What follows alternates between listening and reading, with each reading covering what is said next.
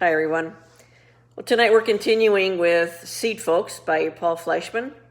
This chapter is titled Leona, Chapter 5. Mama believed in doctors, but not Granny. Not even if they were black. No, ma'am. I grew up in her house back in Atlanta. She drank down a big cup of goldenrod tea every morning with a nutmeg floating in it and declared she didn't need no other medicine.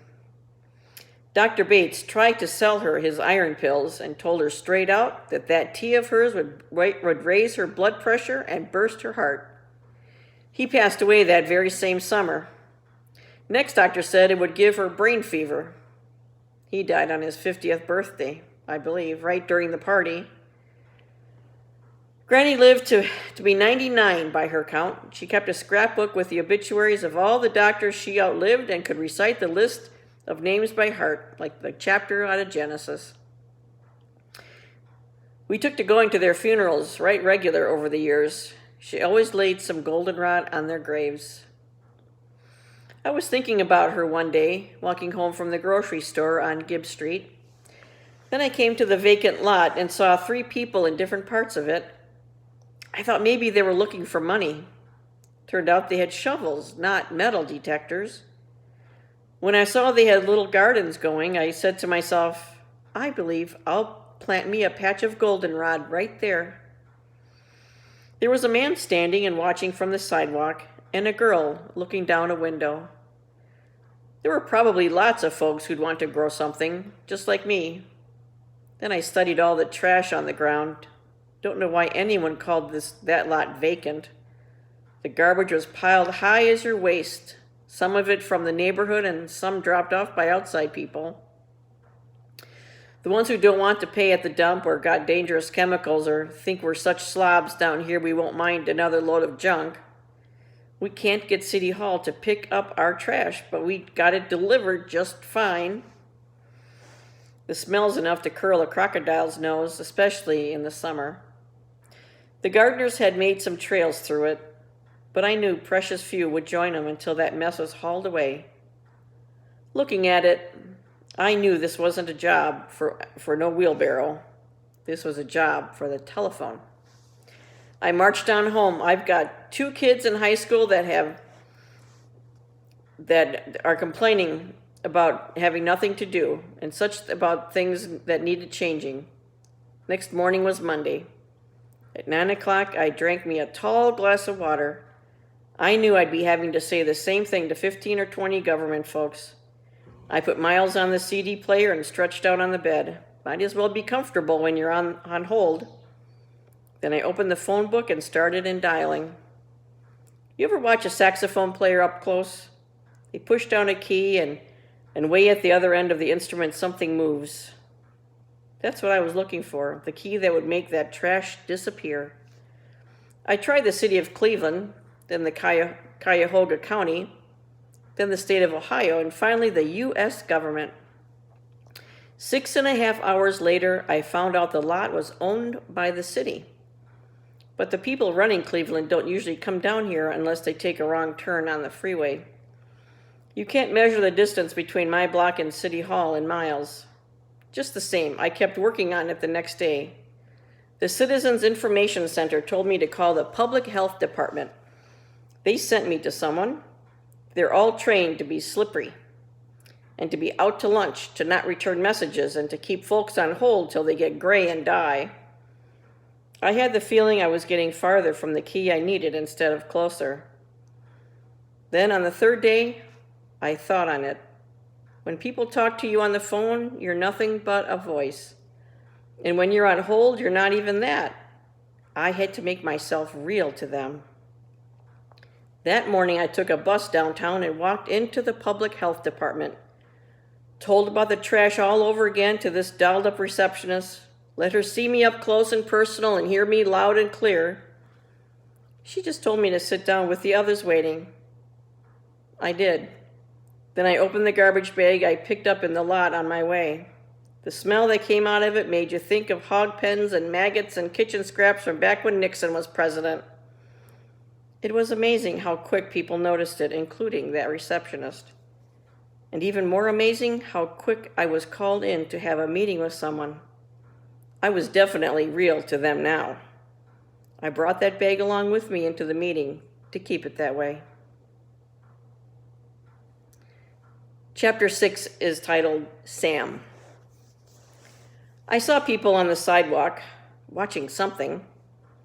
I crossed to join them like a cat who smells herring. Men in jumpsuits from the jail, I think, were clearing the lot. Unbelievable. The woman beside me told me the land was for anyone who wanted a garden. Even more unbelievable. The word paradise came out of my mouth without thinking. The woman looked at me strange. It's a hobby with me, studying words. I looked at the three walls surrounding the lot, then at a garden coming up beautiful, planted there close to the sidewalk. Paradise comes from a Persian word.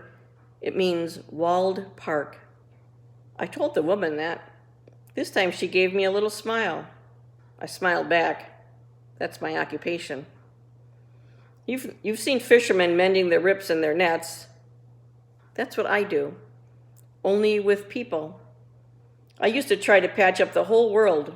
For 36 years, I worked for different groups, promoting world government, setting up conferences on pacifism, raising money, stuffing envelopes. Not that I've given up the fight. I've just switched battlefields, from the entire planet to this corner of Cleveland. Sometimes I think I've actually had more effect on the world since I retired. What do? I smile at people, especially black people, and the ones from different countries. I get them looking up at me instead of down or off to the side. I start up conversations in lines and on the bus and with cashiers.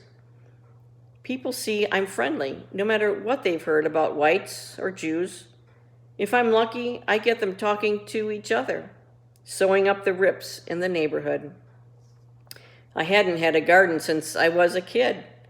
I wanted one now, only this time I was 78 to be exact, and in no condition to dig up the soil. So I hired a teenager, Puerto Rican, who said he knew where he could get a shovel.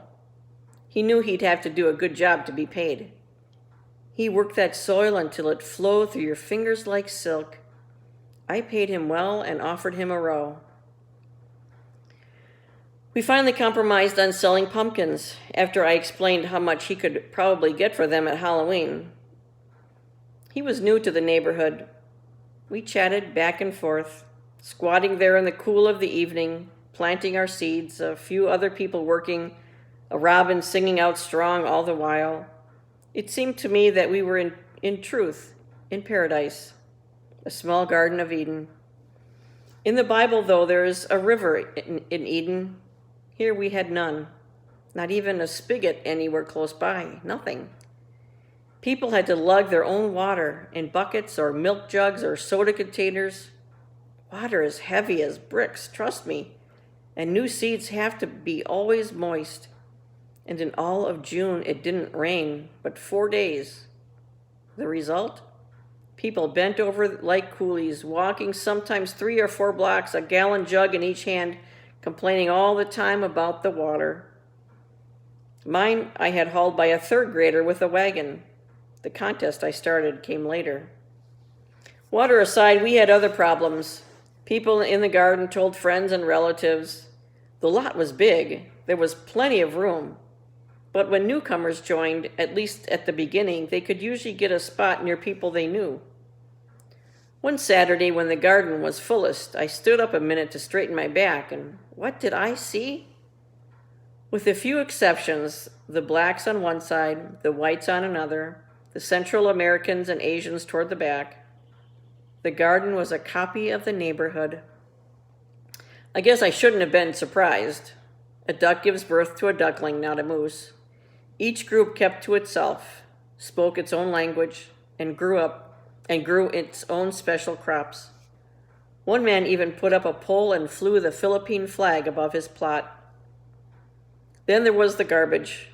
A few well-brought-up people in the buildings around the lot still used it for a trash can, just couldn't get out of the habit. They emptied their ashtrays out the windows and tossed out all sorts of stuff, One day, a bottle came down like a meteor. A man picked it up and threw it back, straight through the window it came out of. A minute later, 5 more flew out.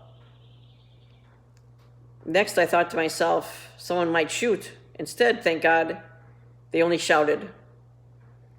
That crazy homeless man, the one who used to sleep on the broken down couch, he also missed a lot, being a dump. He showed up, saw his couch had been taken, and started ripping out people's plants. The police had to come. Some people started worrying, looking ahead to ripe beans and tomatoes and thinking about strangers coming in. That week, a man put chicken wire around his garden, 5 feet high, complete with a little gate and padlock. The week after that, someone built a board fence. Then came the first keep out sign. Then the crowning achievement, barbed wire. God, who made Eden, also wrecked the Tower of Babel by dividing people. From paradise, the garden was turning back into Cleveland. And with that, we'll end for this evening. Let us pray together. Good and gracious God, thank you for the gift of family and friends, those who work together, those who have come from places far away to make this their home. And help us to be welcoming. Help us to join with them in making this place, this world, this community a better place. Help us to sleep in peace tonight, God, knowing you are awake. Amen. Good night, everyone.